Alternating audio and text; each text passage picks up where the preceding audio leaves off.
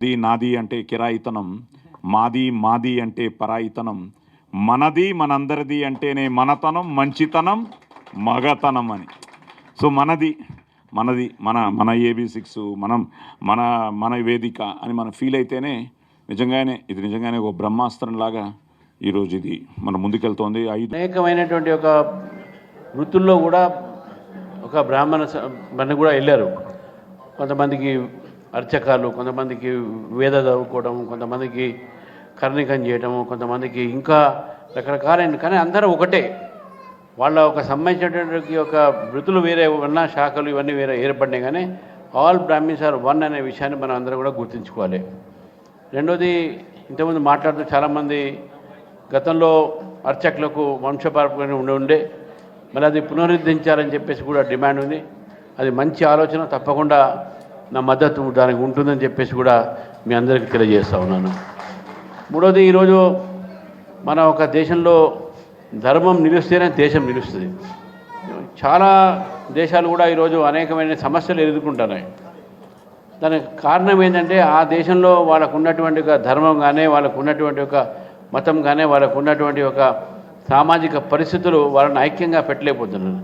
కానీ భారతదేశంలో కాశ్మీర్ నుంచి కన్యాకుమారి దాకా, ఇటు అస్సాం నుంచి అహ్మదాబాద్ దాకా, గతంలో ఇంకా దూరం వరకు కూడా మనందరినీ కలిపేది, ఇన్ని భాషలు, ఇన్ని కులాలు, ఇన్ని మతాలు ఉన్నప్పుడు కూడా మన అందరినీ కలిపేది ఏంది అంటే మన ధర్మం, మన సంస్కృతి. ఎవరు కూడా దీన్ని, విదేశాల నుంచి చాలామంది ఆక్రమణకు వచ్చారు ఇక్కడ, కానీ మన దేశంలో మన ధర్మాన్ని ఎప్పుడు కూడా వాళ్ళు ఛేదించలేకపోయారు. ఇప్పుడిప్పుడే కొంత మత మార్పు జరుగుతున్నది వేరే మాట, కానీ మన ధర్మాన్ని కాపాడుతున్నటువంటి ఒక బాధ్యత మనందరిది. అది బ్రాహ్మణులు చేసేటటువంటి ఒక మహత్తరమైన పని.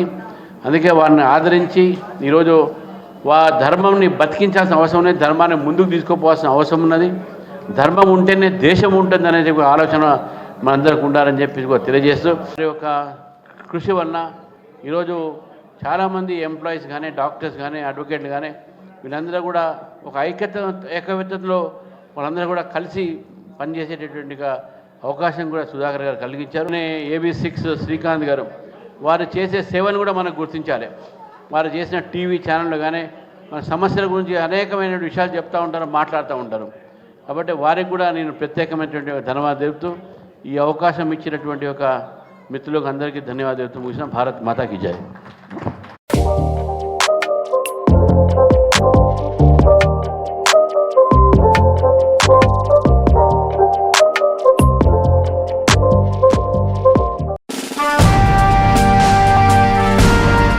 దేశ రాజకీయాలను ఏలిన మన నాయకులు,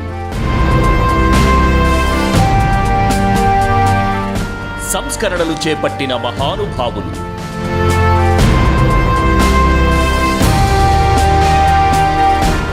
ఆర్థిక పరిస్థితులను అంచనా వేసిన అపర చాణక్యులు,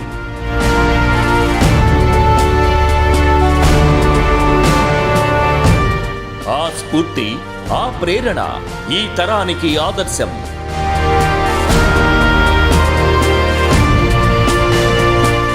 సమస్యలపై పోరాటం చేస్తూ దూసుకుపోతున్న ప్రతినిధులు,